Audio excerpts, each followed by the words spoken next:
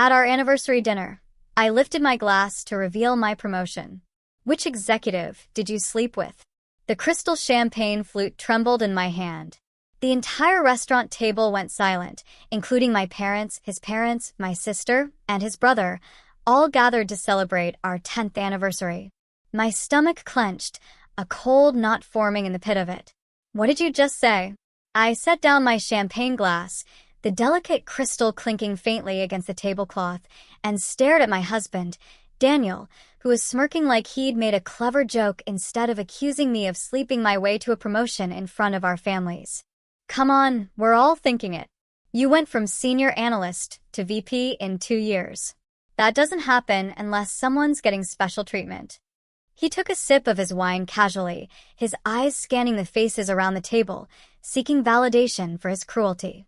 I'm guessing it was Robert, since he's getting divorced, and you had all those late meetings with him. My mother gasped, a sharp, choked sound. Daniel, that's a horrible thing to say. He shrugged, a dismissive gesture that set my teeth on edge. Is it though? Let's be realistic. She's not that talented. Average college, average grades, average performance reviews, until suddenly she's shooting up the ladder. Do the math. My father-in-law, James, shifted uncomfortably, a muscle twitching in his jaw. Son, maybe this isn't the time. But Daniel was warming up, feeding off the sudden, stunned silence. No, this is the perfect time. Everyone's here. They should know what kind of woman she really is. He pulled out his phone, his thumb flying across the screen with an unsettling speed. I've been tracking her promotions, and every single one happened after she spent significant alone time with male supervisors. First was Kevin in accounting. Remember him, honey? You worked on that audit together for 3 months. Then boom, promotion. He showed a spreadsheet to the table, a chillingly detailed document. Then Gregory in operations. Another 3-month project. Another promotion. Now Robert, and look, she's a VP. The pattern is obvious. My sister, Julia, stood up, her eyes blazing. You're disgusting. She earned those promotions. Daniel laughed, a bitter, derisive sound. Earned? She can barely use Excel properly. I have to help her with basic formulas. You think someone who needs help with spreadsheets becomes VP of strategic planning on merit? He turned to his brother, Corbin. Corbin, remember when she asked us what Idol meant at that barbecue? Corbin looked away, embarrassed. That was 4 years ago, Daniel. People learn. Daniel snorted. Not that much, not that fast. Unless they're learning in hotel rooms. He pulled up another document on his phone. Look at this. Every one of her business trips coincided with Robert's travel schedule. Miami in March, Denver in May, Chicago in July. They were always at the same conferences. You think that's a coincidence? I tried to grab his phone, my fingers tingling with white-hot rage, but he pulled it away. Those were required conferences for the leadership team. Everyone went. Everyone went, but you got promoted after. Funny how that works. What happened in Miami? You came back with that new watch you said was a company gift. Companies don't give Cartier watches, honey. Guilty executives do. My mother-in-law started crying, her carefully applied makeup streaking down her cheeks. Daniel, please stop this. He turned to her, his voice devoid of empathy. Mom, you deserve to know who your daughter-in-law really is. She's using her body to climb the corporate ladder while I'm working honestly at my dad's company, making half what she makes. It's humiliating. His father interrupted, his voice low and strained. Son, you work 3 days a week and spend the rest golfing. Daniel's face went red. That's different. I'm networking. She's doing something else entirely. He stood up and addressed the whole restaurant, which was now watching, every diner a silent, horrified witness. Everyone should know that my wife, who couldn't even get into business school on her first try, is now a VP at a Fortune 500 company. Does that make sense to anyone? A woman at the next table, a stranger, spoke up. Maybe she's just good at her job. Daniel laughed bitterly. Good at her job? She brought home a presentation last week with spelling errors. Spelling errors. And she's supposedly strategic planning for a billion-dollar company. Please. The only thing she's good at planning is which executive to target next. He turned back to me, his eyes gleaming with a malicious triumph. So, which one was it, Robert? Or maybe all three? Is that how you went from 60,000 to 200,000 in 5 years? My sister pulled out her phone, her fingers flying across the screen. Actually, Daniel, I have something interesting here. She showed the screen to everyone. This is from your company's website. It shows you as a junior sales associate, the same position you've had for 8 years. While your wife got promoted 4 times, you haven't moved up once. Daniel's face darkened. That's because I don't compromise my integrity. Julia continued. Really? Because I also have this email from your father to the CEO of his company. She read it aloud. Please find a position for my son, Daniel. He's been struggling to meet basic targets, but we can't fire him for obvious reasons. The table went silent. Daniel's father grabbed the phone. Where did you get this? Julia smiled. Daniel has the lowest sales numbers in the company, but the highest salary for his position. Nepotism at its finest. She turned to me. Meanwhile, my sister graduated summa cum laude from her MBA program, which she completed while working full-time. She published 3 papers on strategic market analysis that are still cited in academic journals. Her previous company tried to counteroffer with a 30% raise to keep her. Daniel's mother looked at him, shocked. You said she barely graduated. Julia pulled up another document. This email is from 8 years ago, right when Daniel started at the company. His father wrote to the CEO asking him to create a position for Daniel because he'd failed at 2 other sales jobs. Julia scrolled down on her phone, reading more details while everyone at the table leaned in to look. Daniel's first-year performance review shows he missed every single quarterly target. Second year, same thing. Third year, he actually lost 3 major accounts because he forgot to follow up with clients. She turned the phone toward Henrietta and James. Year 4, the regional manager recommended termination, but James overrode it. Year 5, another termination recommendation blocked again. Year 6 and 7, Daniel was moved to smaller accounts where he couldn't do as much damage, but his sales numbers stayed at the bottom of the entire department. My mother-in-law's face crumpled as she looked at her husband. James, is this true? You told me Daniel was doing well at work. James kept staring at his plate, his hands gripping the edge of the table. I was trying to help him find his footing. He's my son. What father wouldn't help his son? Julia wasn't done yet. The email also mentions Daniel's salary. Want to know what he makes? She looked around the table. $95,000 a year. The average salary for junior sales associates at that company is $58,000. Daniel makes 40% more than his colleagues while producing 60% less in actual sales. Daniel lunged across the table, trying to grab Julia's phone, his face turning a dark purple that made the veins in his neck stand out. Give me that right now. Julia stepped back smoothly, holding the phone out of his reach, while she kept reading. Oh, this is interesting. 3 separate times, the company tried to put Daniel on performance improvement plans, standard procedure when someone isn't meeting basic requirements. But each time, James personally intervened and had the plans canceled. She looked at Daniel with something close to pity. Your dad has been protecting you from getting fired for 8 years straight. You haven't earned a single thing at that company. Everything you have came from your father's name, not your work. Henrietta turned to James with tears streaming down her face. Tell me she's lying. Tell me our son earned his position. James finally looked up, his face gray and tired. I thought if I gave him enough time, he'd figure it out. He's smart. He just needed the right opportunity. His voice got quieter, but he never put in the effort. He'd show up late, leave early, spend half the day on his phone. I kept thinking next quarter would be different. Next year would be different. He looked at Daniel. I've been trying to help you succeed, but you haven't wanted to work for it. Daniel shoved his chair back, so hard it fell over, the crash making people at nearby tables jump. This is garbage. You're all ganging up on me because you can't handle the truth about her. He pointed at me, his fingers shaking. Julia obviously made all this up to make me look bad. She probably hacked into the company's server or something. This is a conspiracy to protect my cheating wife. The restaurant had gone completely silent now. Every single person watching our table. A woman 2 tables over had her phone up, clearly recording everything. A man near the bar whispered something to his date while staring at us. The waiter who'd been approaching with our food backed away slowly toward the kitchen.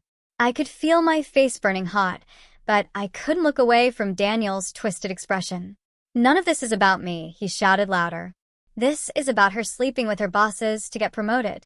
Julia is just trying to change the subject because she knows I'm right. A man in a suit at the bar called out. Dude, your sister just showed everyone the actual emails. That's not made up. Daniel whirled toward him. Mind your own business. This is a family matter. The restaurant manager appeared next to our table, a thin man with glasses who looked deeply uncomfortable. Sir, I'm going to have to ask you to lower your voice. You're disturbing the other guests. He glanced around at the watching crowd. Perhaps you could take this discussion outside. Daniel ignored him completely. The emails prove nothing. My father was just being supportive. That's what good parents do. Unlike her parents, who probably pushed her into sleeping around to make up for her average abilities. My mother gasped and grabbed my father's arm. Actually, Julia held up her phone again. The emails prove everything. They show a pattern of special treatment, inflated salary, and protection from consequences. That's called nepotism, Daniel. It means you got everything handed to you while criticizing your wife for actually earning her success. My hands were shaking so badly, I had to grip the edge of the table to steady them. But I finally found my voice. I never cheated on you. Not once, not ever. My voice came out steadier than I expected, cutting through the noise. Every single promotion I earned came from years of hard work and proven results. I worked 60-hour weeks. I completed projects ahead of schedule. I brought in new clients and saved the company millions in efficiency improvements. Daniel laughed, but it sounded mean and sharp. Oh, please spare me the humble brag. I kept going, my voice getting stronger. I led the market analysis project that identified 3 new revenue streams. I restructured the entire strategic planning process, which increased our forecasting accuracy by 32%. I personally negotiated the partnership deal with Meridian Corporation that brought in $45 million in new business. The words poured out, all the accomplishments I downplayed for years to avoid making Daniel feel bad. I published research papers that are used in business school programs. I won the National Strategy Award 2 years ago. I was invited to speak at 4 industry conferences last year because people actually value my expertise. Julia pulled up my LinkedIn profile on her phone and turned it toward the table. Look at this. 3 published papers on strategic market analysis in peer-reviewed journals. Her MBA thesis won the Hutchins Award for Innovative Business Research. It's been cited in 73 other academic papers. She scrolled down. Here are recommendations from 5 different executives. Listen to what Robert wrote. Since Daniel's so obsessed with him, she read from the screen. Working with this strategist transformed our entire approach to market forecasting. Her analytical skills are unmatched, and her ability to identify emerging trends saved our division from multiple costly mistakes. She's the most talented strategic planner I've worked with in my 20-year career. Corbin spoke up quietly from the end of the table, his voice sad. Daniel, sit down. You're making this worse. He looked at his father. I've known for years that Dad was covering for you at work. Everyone in the family knew, except Mom. He turned to me. I'm sorry. I should have said something a long time ago. Daniel's face went even darker. You too? My own brother's turning against me? But Corbin just shook his head. I'm not against you. I just think you need to hear the truth. You've been coasting on Dad's name while resenting your wife for actually working hard. That's not fair to anyone, especially not to her. Daniel refused to sit down. Instead, he turned to face the entire restaurant, spreading his arms wide. Everyone needs to know the truth. My wife is a cheating whore who slept her way to the top of a Fortune 500 company. His voice echoed through the space. She's a liar and a fraud, and everyone's being fooled by her fake credentials. The manager's face went red. Sir, I'm asking you to leave immediately. You cannot use that language in this establishment. Several diners started booing. A woman near the window stood up. Get out. Nobody wants to hear your garbage. Another man joined in.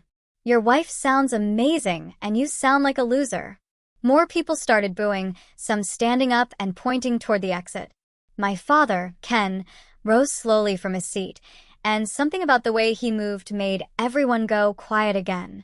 He's not a tall man, but right then he seemed to fill the entire space around our table. Daniel, you will never speak to my daughter that way again. His voice wasn't loud, but it carried absolute authority that I'd only heard a handful of times in my life. Not in public, not in private, not ever. Daniel actually took a step backward, his mouth opening and closing without sound.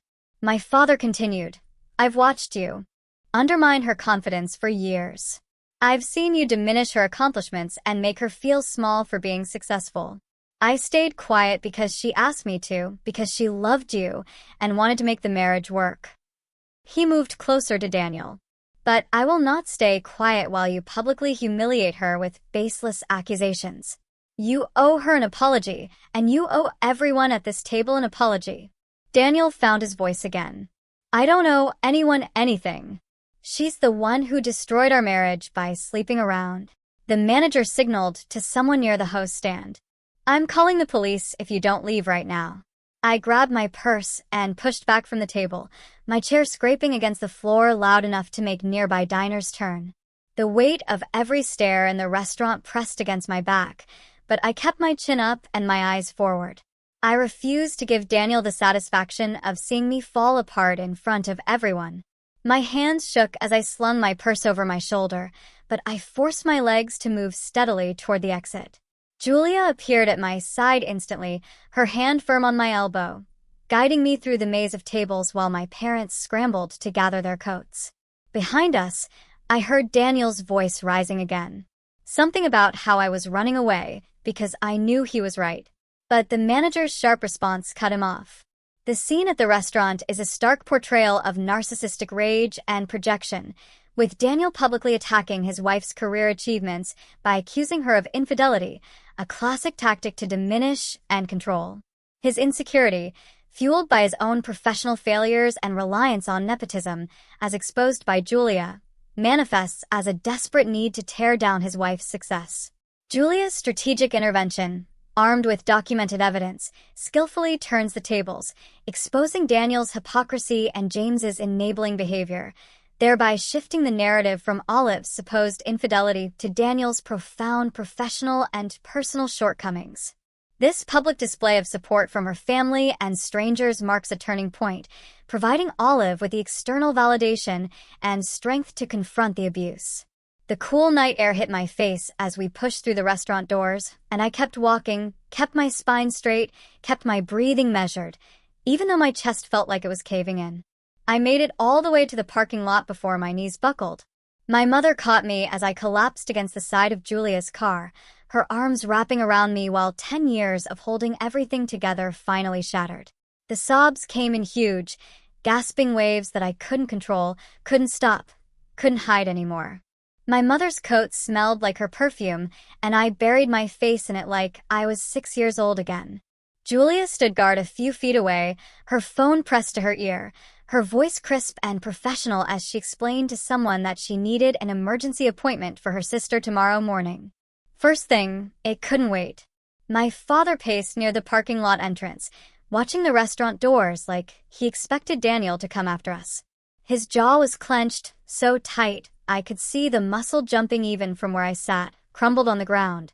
Every few seconds, another sob would tear through me, and my mother would hold tighter, rocking me slightly, whispering that it was okay, that I was safe now, that everything would be okay, even though we both knew nothing was okay.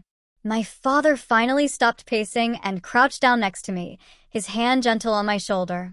He asked where I was staying tonight because I clearly couldn't go home to Daniel, his voice careful like he was talking to someone in shock. The question cut through my crying because I realized I hadn't thought that far ahead. I'd been so focused on just getting through the anniversary dinner, on announcing my promotion, on celebrating what should have been a happy milestone. The idea of going back to our house, to our bedroom, to the life I thought I had, made my stomach twist. I couldn't picture walking through that door knowing what Daniel really thought of me, knowing he'd spent years building this twisted narrative in his head while I worked late and traveled for conferences and earned every single promotion through actual merit. My mother's arms tightened around me as another wave of tears hit, and I heard myself make a sound that didn't seem human.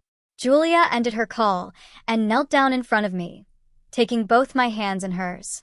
She insisted I stay at her apartment, and then she said something that made me look up through my tears. She'd been collecting evidence of Daniel's behavior for months. Documentation of his increasingly bitter comments about my career, screenshots of his social media posts, records of things he'd said to family members. She'd suspected he might eventually do something like this based on the pattern she'd noticed. Her voice was steady and sure, and I realized my little sister had been protecting me this whole time, watching my back while I was too busy trying to save my marriage to see what was happening. She'd known before I did that Daniel wasn't just insecure. He was building towards something, and she'd been preparing for it. The thought made me cry harder, but also sparked something else. Something that felt like relief mixed with rage. Julia squeezed my hands and told me we were going to fix this. We were going to document everything. We were going to make sure Daniel couldn't hurt me anymore. We drove to my house while Daniel was still at the restaurant. Julia's car silent except for my occasional hiccuping sobs. My parents followed in their car, my father's headlight steady in the rearview mirror like a promise that I wasn't alone. The house looked exactly the same as when I'd left it 3 hours ago to get ready for our anniversary dinner. The porch light was on. The garden looked neat. The mailbox still had our names on it like we were a normal, happy couple. I used my key to unlock the front door and stepped into the entryway, feeling like a stranger in my own home. Everything looked different now, tainted by what I knew about Daniel's thoughts, his tracking, his accusations. I moved quickly through the living room toward our bedroom, Julia right behind me with an empty suitcase she'd grabbed from her trunk. My mother went to the kitchen to make tea like that would somehow fix this. My father stood in the hallway, his presence solid and protective. I grabbed clothes from my dresser without really looking at what I was taking, just shoving things into the suitcase. Underwear, bras, socks, jeans, work clothes, my favorite sweater. I moved to the bathroom and swept toiletries into a bag, my toothbrush, face wash, makeup, the expensive moisturizer I'd bought with my last bonus. Everything felt mechanical, like I was watching myself from outside my body. Julia worked alongside me, opening drawers, checking closets, asking if I wanted this or that. When I moved to Daniel's side of the bedroom to grab my phone charger from the nightstand, I noticed his laptop sitting open on his desk. The screen was still lit, showing a spreadsheet with dates and locations. My hands froze on the charger cord. I walked over to the desk and stared at Daniel's laptop, my breath catching, as I recognized my work calendar recreated in obsessive detail. He had spreadsheets documenting every business trip I'd taken over the past 3 years, every late meeting, every conference I'd attended. The columns were labeled with headers like location, duration, male colleagues present, and promotion timeline. He'd color-coded everything. Red for trips that happened within 3 months of a promotion, yellow for regular business travel, green for local late meetings. The entire screen was mostly red and yellow. I scrolled down and found more tabs, each one dedicated to a different executive I'd worked with. Kevin from accounting had his own spreadsheet tracking the audit project we'd done together 4 years ago. Gregory from operations had detailed notes about our collaboration on the supply chain initiative. Robert had the most extensive documentation, including screenshots of his LinkedIn profile, notes about his divorce filing date, and a list of every conference we'd both attended with hotel names and dates highlighted. Julia appeared at my shoulder and immediately pulled out her phone. She started photographing everything on the laptop screen, her movements quick and efficient like she'd done this before. She clicked through Daniel's browser history, and I watched her face harden as she found the websites he'd been visiting. Men's rights forums with threads about exposing unfaithful wives. Discussion boards where users encouraged each other to gather evidence and confront their partners publicly. Posts filled with paranoid theories about successful women and how they must be sleeping their way to the top because women couldn't possibly earn promotions on merit. Julia photographed it all, her jaw clenched, her eyes scanning each page with laser focus.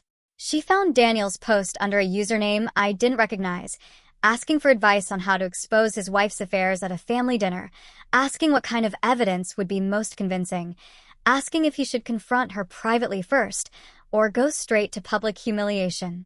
My phone started buzzing in my pocket, the vibration insistent against my hip. I pulled it out and saw texts from Henrietta flooding the screen.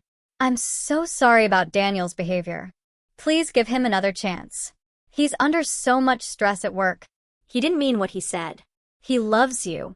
We can work this out as a family." The messages kept coming, each one making excuses, each one asking me to forgive him, each one pretending that what happened at the restaurant was just a misunderstanding instead of a calculated public attack. I stared at the screen, feeling nothing but exhaustion. My mother-in-law had watched her son accuse me of being a whore in front of dozens of people, and her response was to ask me to give him another chance because he was stressed. The phone buzzed again with another message, and I turned it off completely, the screen going black in my hand. I finished packing with renewed focus, grabbing important documents from the file cabinet in our home office. My passport, birth certificate, social security card, bank statements, investment account information, copies of my employment contract, and promotion letters. Julia reminded me to take anything with sentimental value because I might not want to come back here. I grabbed the photo album from my college graduation, the jewelry box my grandmother left me, the framed picture of my parents from their wedding. I left behind the wedding photos of Daniel and me, the vacation pictures from trips we'd taken, the anniversary gifts he'd given me over the years.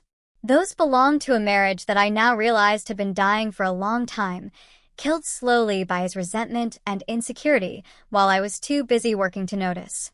We loaded everything into Julia's car, and I took one last look at the house before climbing into the passenger seat. My father squeezed my shoulder through the car window and promised he'd check on the house tomorrow. Make sure Daniel didn't do anything stupid when he came home and found my things gone. At Julia's apartment, I collapsed onto her couch while she made coffee and pulled out a thick folder from her desk drawer. She sat down next to me and opened the folder, revealing months of evidence she'd been compiling. Emails from Daniel's coworkers at his father's company complaining about his lack of effort, about missed deadlines and lost clients. Performance reviews showing declining results year after year, with notes from managers recommending performance improvement plans that were never implemented because of James' interference. Records of client complaints Daniel had mishandled, including one major account that had threatened to leave because Daniel never returned their calls or followed up on their requests. Julia had screenshots of Daniel's social media posts from the past 2 years, a timeline of his increasingly bitter comments about successful women, about affirmative action, about how the corporate world was rigged against men. She'd documented every snide remark he'd made at family gatherings about my career, every time he'd diminished my accomplishments or suggested I'd gotten lucky instead of earned my success. The evidence was overwhelming and damning, and I realized my sister had been watching this train wreck unfold while trying to protect me, gathering ammunition for a fight she knew was coming, even when I was still pretending everything was fine. I slept better at Julia's apartment than I had in months, maybe years. Sunday morning, she made coffee, and we sat at her kitchen table planning the next steps. She'd already emailed the attorney to confirm my appointment for Monday at 9 o'clock. I spent the day organizing documents, printing bank statements, pulling together tax returns from the past 5 years. Every piece of paper felt like armor I was building against whatever Daniel might try next. My phone buzzed constantly with messages from Henrietta begging me to reconsider, from Daniel's number that I'd already blocked, from my mother checking if I needed anything. I turned the phone face down and focused on the spreadsheets Julia helped me create showing our joint assets, my individual retirement accounts, the investment portfolio I'd built from my bonuses. This sequence of discovering Daniel's meticulously tracked spreadsheets and online forum activity reveals a chilling depth to his paranoid and misogynistic behavior. This is not merely insecurity. It borders on obsessive delusion, fueled by online echo chambers that confirm his biased views about successful women. Julia's foresight in meticulously documenting his behavior and the family's enabling of him demonstrates remarkable protective instinct and strategic intelligence, effectively turning Daniel's own weapons against him. The discovery that Daniel systematically plotted his public attack underscores the calculated nature of his abuse, moving it beyond a moment of drunken anger to a deliberate act of character assassination. Monday morning arrived cold and gray. I dressed in my best suit, the navy one I wore for important presentations, and Julia drove me downtown to the law offices. The building was all glass and steel, the kind of place that charged by the minute. I sat in the waiting room, flipping through a magazine without seeing any of the words until the receptionist called my name.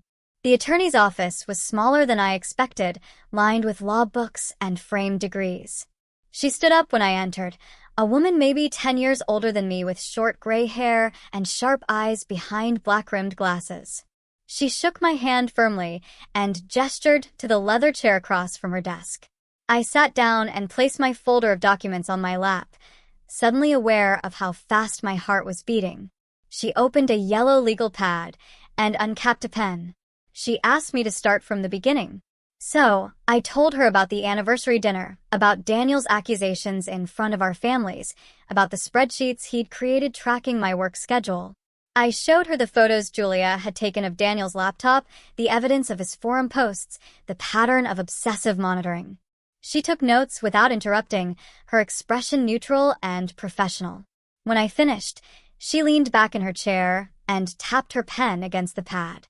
She explained that Daniel's public accusations could actually strengthen my position, especially with multiple witnesses who could testify he made false claims about my professional conduct. She asked if I wanted to pursue defamation charges alongside the divorce. The question hung in the air between us while I considered it.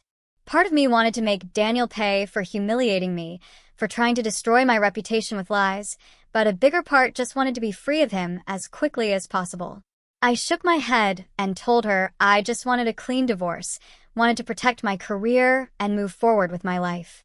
She nodded like she'd expected that answer and made another note on her pad. She asked about our financial situation, and I handed over the folder I'd prepared. She flipped through the bank statements and investment records, pausing occasionally to ask questions about specific accounts or transactions.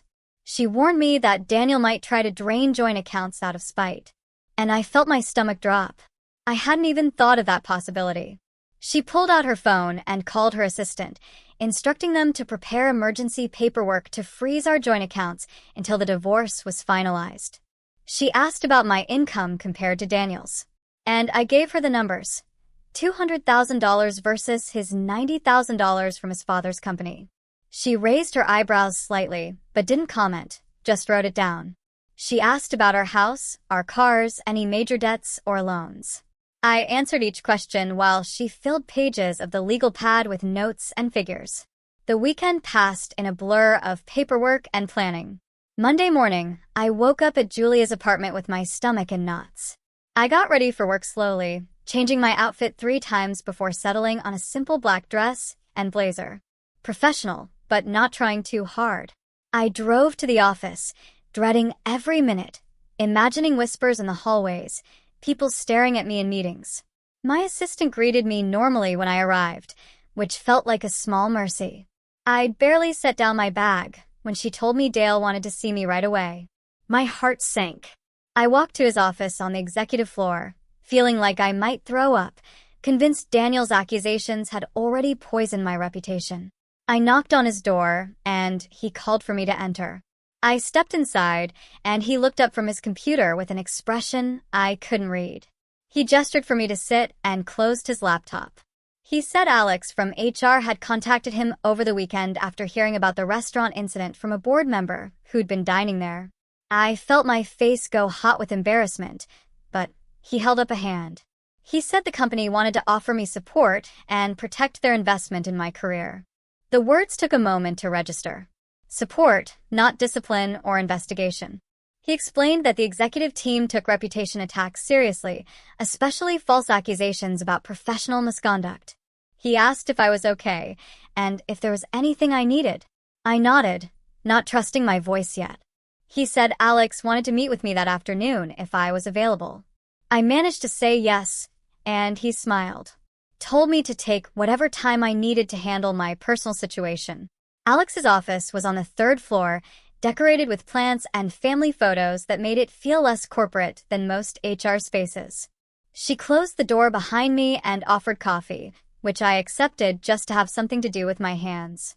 She sat across from me and explained that the company had strict policies against exactly what Daniel had accused me of, and they maintained detailed documentation of all promotion decisions specifically to defend against such claims. She asked if I wanted to file a formal complaint about his defamatory statements. I hesitated, still processing that my company was protecting me instead of investigating me. She explained they took these situations seriously because false accusations could damage both the employee and the company's reputation. I asked what filing a complaint would involve, and she outlined the process, the documentation they would need, the potential outcomes. I pulled out my phone and showed her the evidence I'd already gathered. My complete employment history, performance reviews dating back 5 years, project outcomes with measurable results, business case analyses I'd written that led to each promotion. She transferred the files to her computer and opened them one by one, nodding as she read. She pulled up my personnel file and showed me page after page of documentation. Every promotion decision had been reviewed by multiple executives, justified with specific performance metrics approved by committees. My file was spotless. She pointed out notes from various managers praising my strategic thinking, my analytical skills, my leadership during complex projects. She showed me the scoring rubrics used to evaluate candidates for advancement, where I'd consistently ranked at the top. Every piece of evidence contradicted Daniel's narrative completely. I left work feeling lighter than I had since the anniversary dinner. Julia ordered pizza for dinner, and we ate it straight from the box while watching mindless television. Around 8 o'clock, someone knocked on the apartment door. Julia looked through the peephole, and her expression hardened. She told me it was Daniel. My heart started racing, and I moved away from the door. He knocked again, louder this time, and called my name through the door. Julia called out that I wasn't interested in talking, and he needed to leave. He raised his voice, saying I'd turned his whole family against him, that his father was threatening to fire him because of the embarrassment I'd caused. Julia dialed and put the phone on speaker. The dispatcher answered, and she gave the address. Said her sister's estranged husband was harassing them and refusing to leave. Daniel must have heard because the knocking stopped. I heard his footsteps retreating down the hallway and then silence. Julia called the police, and I heard Daniel's footsteps fade down the hallway. After the dispatcher confirmed officers were on their way, we waited in silence until they knocked 20 minutes later. 2 officers took our statement about the harassment and documented everything, including the threatening text Daniel had been sending since the anniversary dinner. They said they'd file a report and warned that if he returned, we should call immediately. I barely slept that night, jumping at every small noise from the hallway. The next morning, I contacted Rachel and told her about Daniel showing up at Julia's apartment. She asked me to forward all the threatening messages and said we needed to start building a case for a restraining order if this behavior continued. She also mentioned the divorce papers would be ready by Friday and asked where we should serve them. I suggested his office, since he worked at his father's company, and there would be witnesses. Rachel agreed and said she'd arranged for a process server to deliver them during business hours when James would likely be present. My mother called around noon to check on me. She sounded worried and said Henrietta had been calling her repeatedly trying to arrange some kind of meeting between Daniel and me.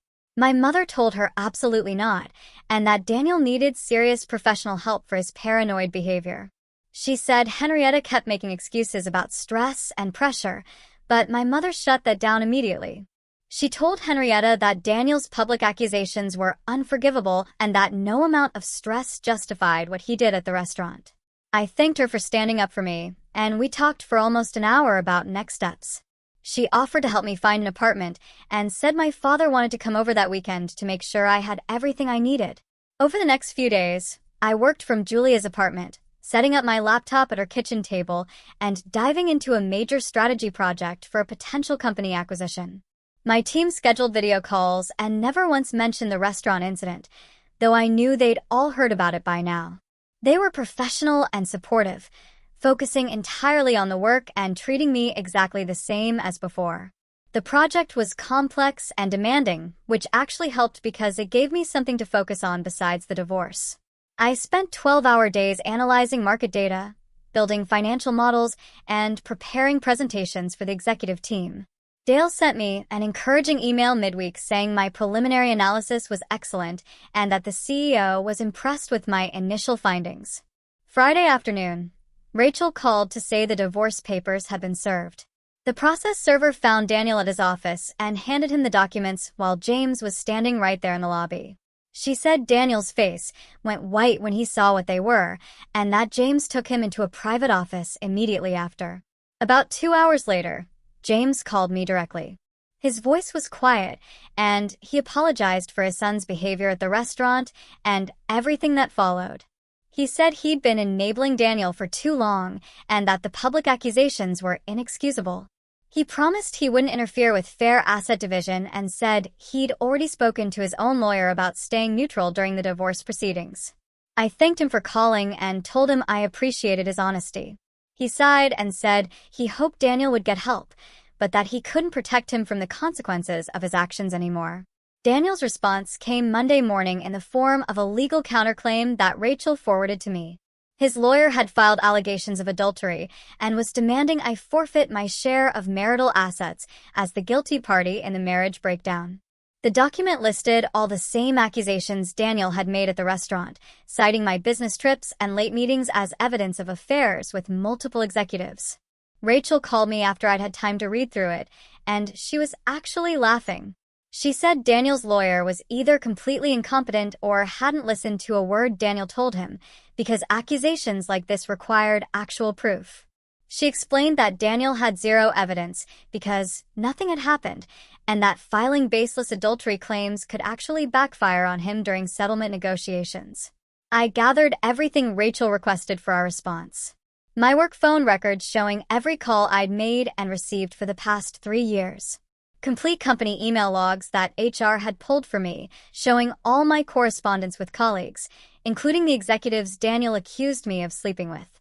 Security badge data from our office building that tracked exactly when I entered and left work each day, proving I was never at hotels or secret meetings during the times Daniel claimed. Every single piece of documentation contradicted his timeline and his accusations. Rachel reviewed everything and said it was perfect, that we could prove my actual whereabouts for every instance Daniel cited in his counterclaim. She was already drafting a response that would demolish his adultery allegations with hard data. The unwavering support from Olive's company, manifested in Dale's offer of support and Alex's detailed documentation of her promotions, illustrates the importance of organizational integrity in protecting employees from reputational damage and false accusations. This professional validation stands in stark contrast to Daniel's domestic abuse. Julia's continued strategic support, including documenting Daniel's harassment and orchestrating the serving of divorce papers, highlights the critical role of social support systems in overcoming abuse. The legal strategy, particularly freezing joint accounts and exposing Daniel's baseless counterclaims with irrefutable evidence, demonstrates a proactive and data-driven approach to combating domestic abuse and defamation, ensuring Olive's financial and professional security. While dealing with the legal battle, Julia helped me apartment hunt during evenings and weekends. We looked at 6 different places before finding a beautiful one-bedroom in a building with excellent security features. The apartment had a doorman, security cameras in all common areas, and required key card access to get past the lobby. The rent was higher than I'd planned, but I could afford it with my salary, and I needed the peace of mind. I signed a lease that same day and arranged to move in 2 weeks later. Julia came with me to buy basic furniture, and we spent a Saturday picking out a couch, bed frame, and kitchen table. It felt good to choose things that were completely mine, not shared with Daniel or compromised to match his preferences. The following weekend, I went to the house I'd shared with Daniel to start packing my belongings. I brought Julia and my father with me for support, and in case Daniel tried anything. When we arrived, Daniel was standing in the driveway with his arms crossed. He said I wasn't taking anything because everything in the house belonged to him. My father told him to move aside, but Daniel blocked the front door. I pulled out my phone to call Rachel, and she conference called Daniel's lawyer right there on the spot. Within 15 minutes, she had a judge on the line who issued a temporary order allowing me to retrieve my personal property and half of all jointly purchased items. She emailed the order to Daniel's lawyer, who had to read it out loud to Daniel while we all stood there waiting. Daniel's face turned red, but he moved away from the door. We went inside, and I started in the bedroom, packing my clothes, jewelry, and personal items into boxes. Daniel followed me from room to room, making snide comments about how I was stealing from him. My father finally told him to either leave the house or shut up, and Daniel retreated to the garage. Julia helped me sort through the living room, and we divided furniture based on who had paid for what. I took the bookshelf I'd bought before we got married, the desk I used for work, and several pieces of art I'd inherited from my grandmother. Daniel came back inside when we started loading my father's truck and tried to grab a lamp I was carrying. My father stepped between us and told Daniel that if he touched me or my property again, he'd call the police. Daniel backed off, but stood there glaring while we made 3 trips to load everything. By the time we finished, I felt exhausted, but relieved to have my things out of that house. My father arrived with a rental truck the next morning, and Corbin showed up right behind him. Daniel stood in the driveway with his arms crossed and a mean look on his face, but he didn't try to stop us this time. We worked quickly, loading boxes and furniture into the truck while Daniel watched from the garage doorway. Corbin carried the heavy stuff without being asked and kept shooting guilty looks at his brother. After we loaded the 3rd box, Corbin pulled me aside near the truck. He looked embarrassed and kept his voice low, so Daniel wouldn't hear. He said he should have said something years ago about how Daniel talked about me behind my back. He told me Daniel had always been jealous of anyone who did better than him, even back in high school, when Corbin made varsity and Daniel didn't. He said he was glad I was getting out and that I deserved so much better than his brother ever gave me. I thanked him, and we went back to loading boxes. By noon, the truck was full, and my father drove it to my new apartment across town. The building had a doorman who helped us unload everything into the elevator. My apartment was on the 8th floor with big windows that let in tons of light. Julia met us there with cleaning supplies and helped me unpack the kitchen boxes first. We worked all afternoon setting up furniture and hanging curtains. By evening, the place started to feel like mine. I stood at the window looking out at the city lights and felt something lift off my chest. For the first time in years, I could breathe without worrying about Daniel's mood or whether my good news would make him angry. I realized how much energy I'd spent trying to make myself smaller, so he wouldn't feel bad about himself. I'd stopped talking about work promotions at home and learned to downplay my achievements, so he wouldn't sulk for days. I'd even turned down speaking opportunities because Daniel said it made him look bad when his wife was more successful than him. Now I had my own space where I could be proud of what I'd accomplished without apologizing for it. Monday morning, Dale sent me a message asking if I was free for lunch. We met at a restaurant near the office, and he ordered us both the special without asking what I wanted, which normally would annoy me, but somehow felt comfortable with him. He told me the executive team wanted to offer me a new project leading strategic planning for a major acquisition the company was considering. The target company had operations in 6 states, and the deal was worth over $300 million. He said my analysis work on the last 2 acquisitions had been outstanding, and everyone agreed I was the right person to lead this one. He looked me straight in the eye and said my work spoke for itself and the executive team had complete confidence in my abilities. I felt tears start but blinked them back and thanked him. He said I should take the rest of the day to review the preliminary materials and we'd kick off the full project team on Wednesday. Walking back to the office, I felt excited about work in a way I hadn't in months. I dove into the acquisition project with everything I had. The team included people from finance, operations, legal, and IT, all of them smart and eager to collaborate. We spent the first week mapping out the target company structure and identifying potential risks. My colleagues asked good questions and built on each other's ideas instead of competing for credit. One woman from finance stayed late with me going through their balance sheets, and we ordered pizza and worked until 9 o'clock. She told me she heard about what happened at my anniversary dinner and said her ex-husband had been the same way about her career. We talked about how some men just couldn't handle their wives being successful and how much better life was without that constant resentment. I went home to my new apartment feeling energized instead of drained. The next morning, Rachel called with an update. She said Daniel's lawyer had contacted her recommending that Daniel drop the adultery claims. They had zero evidence because nothing had happened, and continuing with those accusations would only make Daniel look worse in court. Rachel was negotiating a straightforward asset division based on our prenuptial agreement. I'd completely forgotten about the prenup we signed before marriage. Daniel's father had insisted on it, and at the time, I thought it was insulting, but now I was grateful. The agreement protected assets each of us brought into the marriage and earned individually during it. Since I out-earned Daniel by a lot, this worked heavily in my favor. My retirement accounts, investment portfolio, and the bonuses I'd saved were all mine. Daniel would keep his trust fund from his grandfather and whatever he'd managed to save from his salary. Rachel said she was pushing for a quick settlement and thought we could have everything finalized within 3 months. 2 weeks later, she called again.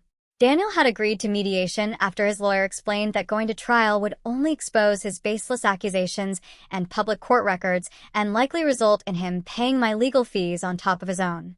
We scheduled the mediation for the following Tuesday at Rachel's office. The day arrived and I dressed in my best suit, the navy one I wore for board presentations. Daniel showed up in jeans and a wrinkled shirt, looking like he hadn't slept in days. We sat on opposite sides of a long conference table with our lawyers between us. Daniel wouldn't look at me the entire time. His lawyer did most of the talking while Rachel laid out our proposed asset division. We went through everything methodically. Daniel would keep the house but assume the full mortgage payment. I would take my retirement accounts, my investment portfolio, and the car I'd bought with my bonus money. We'd split the joint savings account 50-50ths. Daniel's lawyer argued about the car, but Rachel pulled out the purchase receipt, showing I'd paid for it entirely with funds from my individual account. After 4 hours, we had everything worked out. Daniel signed the papers without saying a word to me. His hand shook a little when he wrote his name, and for a second, I almost felt sorry for him. Then I remembered him standing in that restaurant, calling me names in front of everyone we knew, and the feeling passed. 3 months after the anniversary dinner that destroyed my marriage, the divorce was finalized. The judge signed the papers on a Thursday morning, and Rachel messaged me a photo of the final decree. I was in a project meeting when I got it, and had to excuse myself to the bathroom. I looked at myself in the mirror, and felt relief wash over me like cool water. I was free to focus on my career, without someone resenting every achievement. Free to be proud of my work without downplaying it. Free to build a life without Daniel's constant bitterness weighing me down. I went back to the meeting and jumped into the discussion about market projections with renewed energy. My career was mine again, and I was ready to see how far I could go. The period following the initial confrontation marks Olive's rapid and multifaceted recovery and empowerment. The immediate and strong support from her company, particularly Dale's and Alex, demonstrates the value of an ethical organizational culture that actively protects its high-performing employees from defamation and workplace harassment. The strategic legal moves, culminating in a mediation, showcase the effectiveness of a data-driven approach to conflict resolution, leveraging irrefutable evidence to dismantle Daniel's baseless claims. The realization that the prenup, once a source of irritation, now served as a powerful tool for financial independence, highlights the concept of unforeseen benefits derived from past decisions. This entire sequence is a testament to Olive's resilience and her ability to reclaim her narrative and career from the shadow of an abusive relationship. The acquisition project launched 3 months after the divorce was final. I stood in the main conference room, watching my team present our findings to the board of directors. We'd spent 9 months analyzing market data, running financial models, and building relationships with a target company's leadership. The CEO sat at the head of the table taking notes while we walked through each slide. My hand stayed steady on the presentation remote. Even though this was the biggest project of my career, the target company was a tech firm with strong patents but weak market presence. Our analysis showed we could integrate their technology into our existing products and triple their revenue within 2 years. When we finished presenting, the CEO asked 3 pointed questions about integration costs. I answered each one with specific numbers from our detailed projections. The board voted to approve the acquisition right there in the room. The CEO shook my hand afterward and told me this was exactly the kind of strategic thinking the company needed. 2 weeks later, at the quarterly all-hands meeting, he called me up to the stage in front of 800 employees. He thanked me by name for leading the acquisition project and announced that the deal had already started generating new client interest. My bonus hit my bank account the next day. It was more money than Daniel made in a year at his father's company. Julia picked me up that Friday afternoon in her car packed with overnight bags. We drove north toward Napa Valley with the windows down and music playing. She'd booked us a weekend at a bed and breakfast surrounded by vineyards. We stopped at the first winery an hour before sunset and sat on their patio overlooking rows of grapevines. Julia raised her glass of Chardonnay and clinked it against mine. The divorce papers had been signed for 6 weeks now. I owned my own apartment, had my own bank accounts, and answered to nobody about my schedule or my success. Julia started laughing first. She reminded me how Daniel's accusations at that anniversary dinner had backfired so completely. His paranoid spreadsheets and tracked calendar became evidence of his obsessive behavior instead of proof of my wrongdoing. All his claims about my incompetence got documented and disproven by HR. His public meltdown got witnessed by dozens of people who could testify to his instability. I laughed, too, realizing that Daniel's attempt to destroy my reputation had actually forced me to document my achievements more thoroughly than I ever would have otherwise. Every promotion now had a paper trail showing exactly why I earned it. Every project had measurable results proving my contributions. Every accusation had been investigated and cleared. Julia ordered another bottle of wine, and we spent the evening talking about everything except Daniel. We made plans to visit Italy next spring. We talked about her dating life and her plans to apply for a promotion at her own company. The sunset turned the vineyard gold, and then purple. For the first time in years, I felt completely relaxed. I started dating 2 months after the divorce was final. A friend from work introduced me to someone she knew from business school. We met for coffee on a Saturday morning and talked for 3 hours. He worked in venture capital and traveled constantly for his job. When I mentioned my recent promotion, he asked detailed questions about the acquisition strategy and seemed genuinely interested in the answers. We went to dinner the following week. He picked a restaurant I'd been wanting to try and didn't flinch when I ordered an expensive bottle of wine. Over the next few months, I went on dates with different men I met through friends and professional events. Some led to second dates, and some didn't. The difference from dating Daniel was striking. These men had their own successful careers and their own ambitions. They didn't feel threatened when I talked about my work. They didn't make jokes about my intelligence or suggest I'd gotten ahead through anything except merit. One guy I dated for 6 weeks was a patent attorney who regularly worked 80-hour weeks. He understood demanding careers and never questioned why I had evening meetings or weekend work sessions. Another man I saw for a while ran his own consulting firm and actually asked for my advice on a market analysis project he was struggling with. Dating felt easy and fun instead of like walking through a minefield of Daniel's insecurities. My phone buzzed one Tuesday morning with a text from a number I didn't recognize. The message said it was Henrietta and asked if we could talk. I stared at the screen for a full minute before responding. She called 5 minutes later. Her voice sounded tired and older than I remembered. She apologized for what happened at the anniversary dinner and for the months afterward when she tried to defend Daniel's behavior.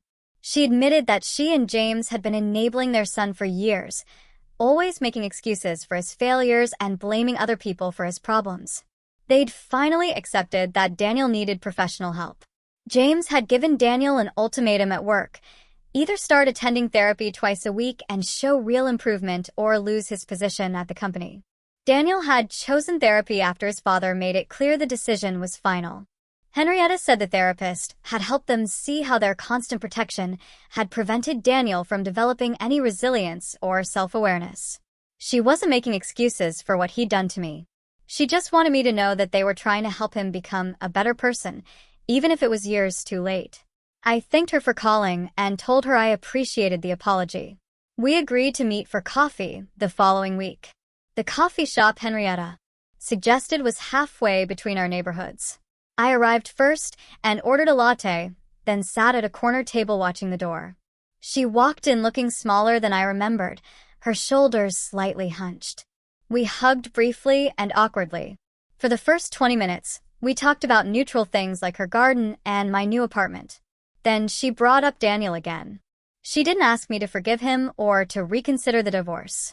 She just wanted me to understand that she felt terrible about how things had ended. I told her the truth. I didn't hate her.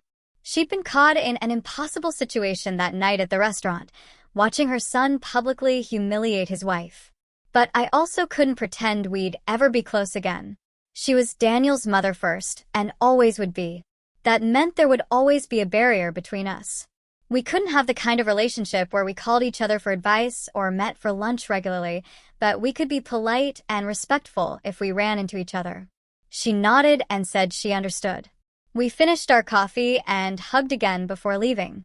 It felt like closing a door gently instead of slamming it. 6 months passed after I moved out of the house I'd shared with Daniel. My career kept getting stronger. The acquisition I'd led was performing even better than projected, and I'd been assigned 2 more major projects. My apartment was decorated exactly how I wanted it, with modern furniture and artwork I'd chosen myself. I was seeing someone new, a software executive I'd met at an industry conference. He traveled as much as I did and understood the demands of a high-pressure career. When I told him about a difficult negotiation I was handling, he listened carefully and asked smart questions. When I succeeded at something, he celebrated with me instead of finding ways to diminish it. He thought my ambition was attractive instead of threatening. We'd been dating for 3 months, and it felt easy in a way my marriage never had. No walking on eggshells about my success. No downplaying my achievements to protect someone's ego. No constant low-level anxiety about whether my next promotion would trigger another crisis. I could just be myself completely. My life had become exactly what I'd worked for without anyone trying to tear it down. The company called an executive meeting for a Monday morning in late September. I walked into the conference room expecting another quarterly review. Instead, the CEO announced a major restructuring that would create a new senior vice president role overseeing strategic planning across multiple divisions. He looked directly at me and said they wanted to offer me the position. The promotion came with expanded responsibilities, a significant raise, and a seat in the senior leadership meetings where company direction got decided. I accepted immediately. Later that day, I sent a group text to my parents and Julia sharing the news. My phone started ringing within seconds. My mother called first, crying happy tears. Julia sent a string of celebration emojis. My father left a voicemail saying how proud he was. That evening, I went to dinner with the software executive I'd been dating. He ordered champagne without me asking and toasted to my success. Nobody questioned how I'd earned it. Nobody suggested I'd compromised anything to get ahead. Nobody made me feel like I needed to apologize for being good at my job. Everyone around me just celebrated. The professional conference was in Chicago in early November. I was scheduled to speak on a panel about strategic market analysis. I arrived at the convention center early to review my notes and ran straight into Daniel in the main lobby. He looked terrible. His suit was wrinkled and hung loose on his frame like he'd lost weight.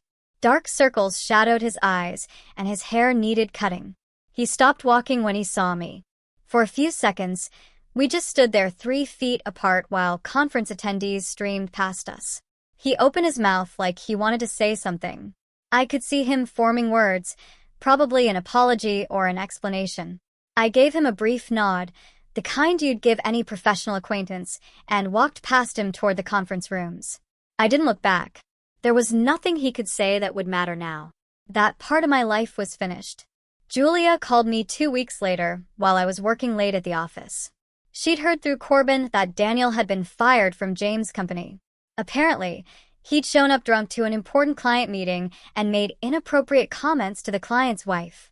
James had tried to help him for years, covering for missed deadlines and poor performance, sending him to therapy, giving him chance after chance to improve, but he finally had to prioritize the business over his son. The company couldn't afford to keep losing clients because of Daniel's behavior. Corbin said their father had actually cried when he made the decision to fire Daniel, but he'd had no choice. The business employed 40 people whose families depended on those jobs. Julia asked if I felt bad for Daniel. I thought about it for a minute. Part of me did feel sorry for him. He destroyed his marriage, his career, and his relationship with his family because he couldn't handle his own insecurity. But mostly, I just felt grateful. Grateful I'd gotten out when I did.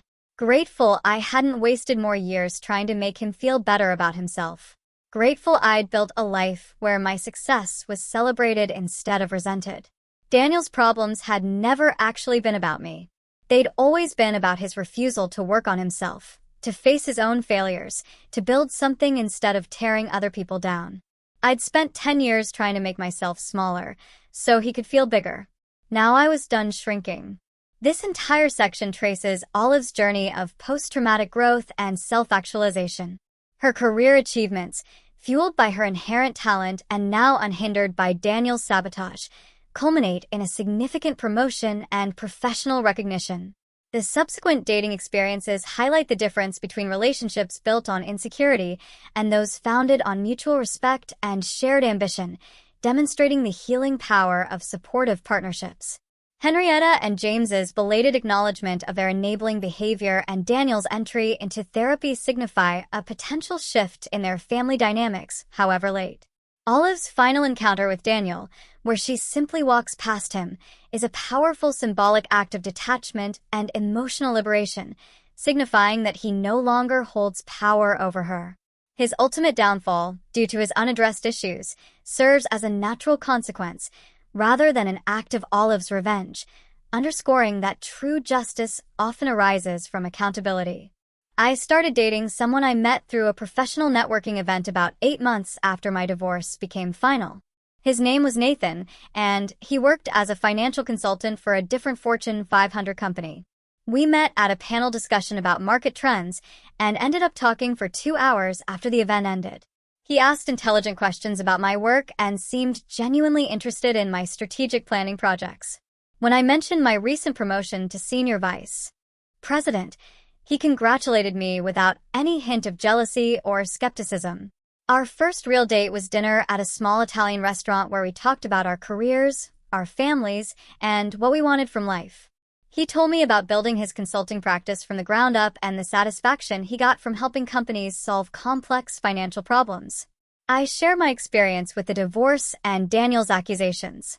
Nathan listened carefully and said any man who felt threatened by his partner's success had serious insecurity issues that had nothing to do with the partner.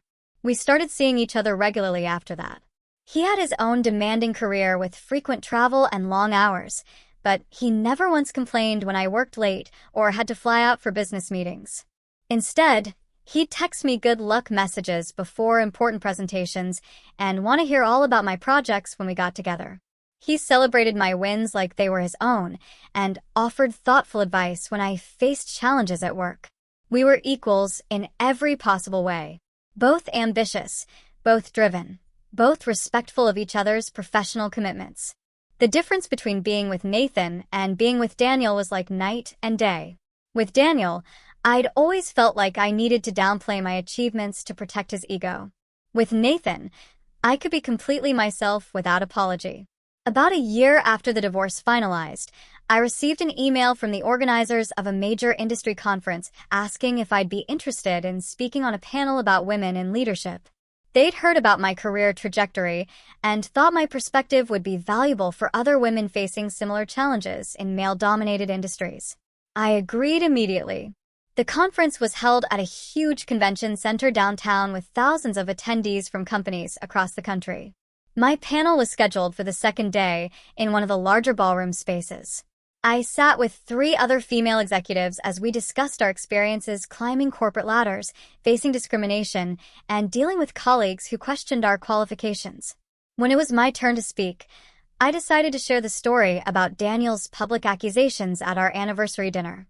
I explained how my own husband had accused me of sleeping my way to the top in front of both our families and a restaurant full of strangers.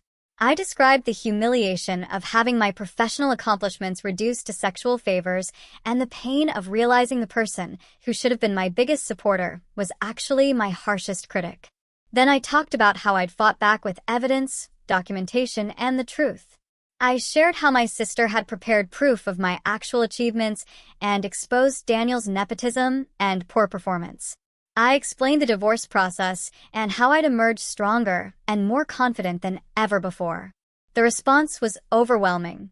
The audience gave me a standing ovation that lasted almost a minute. After the panel ended, women lined up to talk to me. Some were crying as they shared their own stories about partners who resented their success or undermined their confidence. One woman told me her husband had sabotaged a major presentation by hiding her notes the night before. Another described how her boyfriend constantly made jokes about her being the breadwinner until she finally left him. A younger woman in her 20s said her fiancé had just called off their wedding because she'd gotten promoted to manager and he felt emasculated working for someone who reported to her department. I listened to each story and realized my experience wasn't unique at all. So many talented, accomplished women were dealing with insecure partners who saw their success as a threat instead of something to celebrate. I exchanged contact information with several of them and promised to stay in touch. The conference organizers asked if I'd be willing to speak at future events and maybe even develop a workshop specifically focused on recognizing and addressing toxic relationship patterns that hold women back professionally. Now, sitting in my apartment on a quiet Sunday morning with Nathan making breakfast in the kitchen, I felt genuinely happy in ways I never experienced with Daniel. My career kept growing with new opportunities and challenges that excited me. My relationships were healthy and supportive with people who wanted me to succeed. I'd learned that my success was something to celebrate loudly, not apologize for quietly. Life had turned out better than I ever imagined it could be during those dark days right after the anniversary dinner, when my marriage imploded so publicly. This narrative delves into the insidious nature of spousal sabotage driven by insecurity and the empowering journey of reclaiming one's professional and personal identity. Olive's triumph over Daniel's misogynistic attacks, fueled by strategic preparation and unwavering support, offers a compelling story of resilience. The story highlights the societal pressure on women to downplay their achievements to preserve male ego. What societal norms or personal insecurities do you believe contribute to this dynamic, and how can individuals and communities better support women in celebrating their professional success without fear of backlash?